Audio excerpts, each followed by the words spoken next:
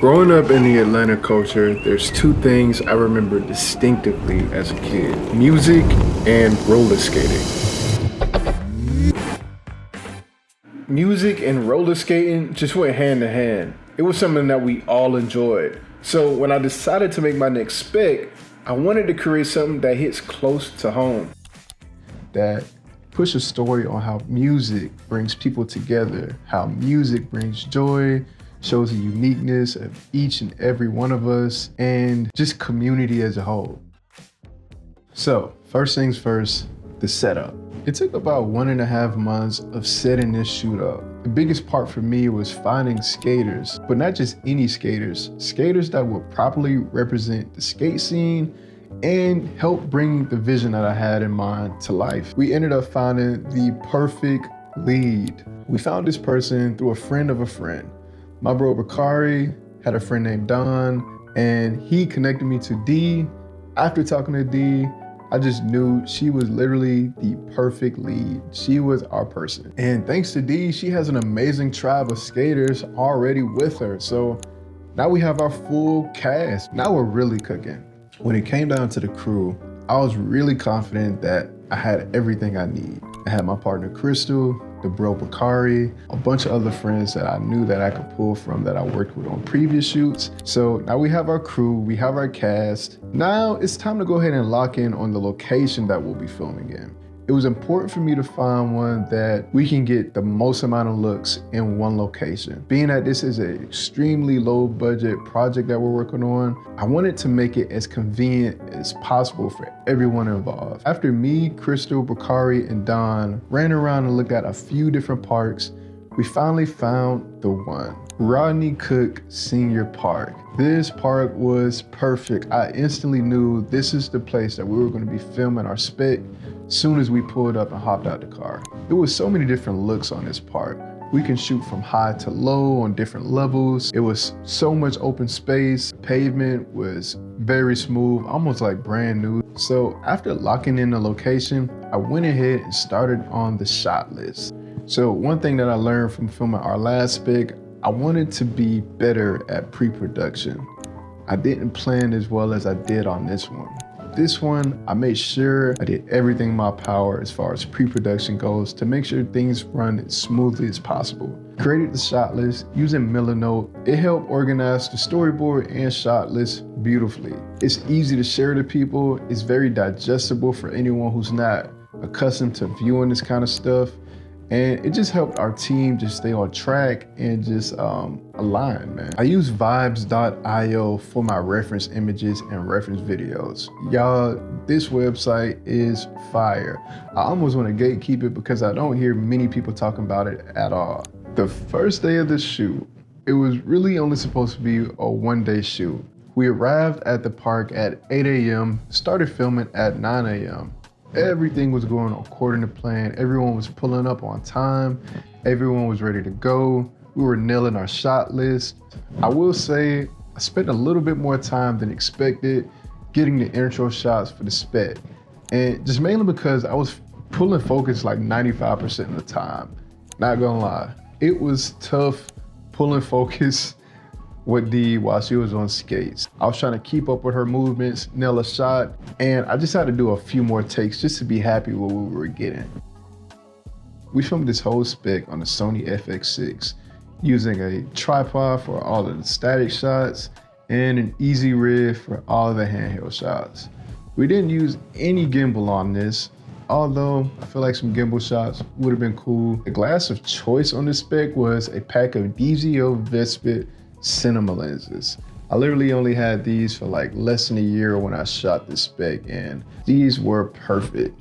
So you'll see on a lot of the shots here, we were really focusing on our story. We were focusing on the people in it, the community, the joy on their faces. We wanted just to show how unique all of these people were. We were able to do this by using a bunch of static shots mixed with some handheld shots just to add some more character to it. And a lot of the montage shots that we filmed it in a way to where the characters can interact, they can freestyle, they can move. They had plenty of room and plenty of space to just do their own thing and be unique.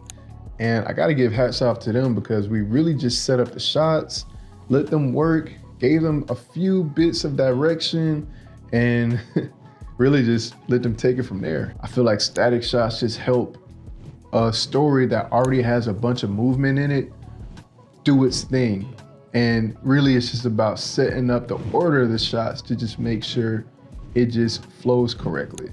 We did this by having these top-down group montage shots and these low to high shots. Having this mix of like static shots, I feel like it just blended everything so well. At some point in between all of these shots, we were able to sit down, take a break, and eat and just rehydrate, man. I knew it was gonna be hot out there, but I didn't realize how draining it would be, man. Just moving in the sun with those skates on, they were drained, and I'm glad we had food to make sure everybody was well fed, hydrated, and just really ready to keep pushing. Whenever working on a project to where it's like little to no budget like this, and you're asking favors from people that you never worked with before, friends, your crew, whoever you're working with, and you're spending a whole day doing it, it is so important that people are fed, man. Man, one thing that I have serious beef with, no matter what shoot, what project I'm working on, what we filming, whatever it is time, man. It just seems like you never have enough of time. Day one, we ran out of time, man.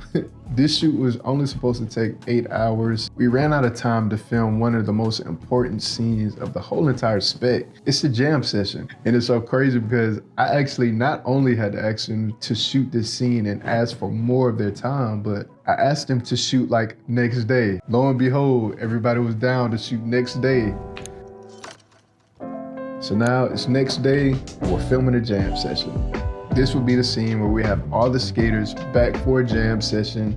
This scene was the one where we showed the products the most. It was the scene where we showed the most interactions between the talent with the products. It was really important for me to just like not make the same mistake we made yesterday in running out of sunlight.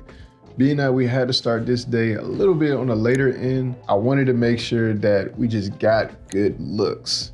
We got our wide shots of the jam session on sticks. We mixed in the wide shots with some handheld medium shots. We also did the same method with the low to high shot that we filmed as well. And we had the skaters going around the camera, passing the red JBL speaker from hand to hand. Finally, we got our ending shot.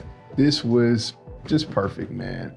And it's just such a simple shot. Literally just put the speaker right in the foreground, put our skaters in the background, have them in the background moving.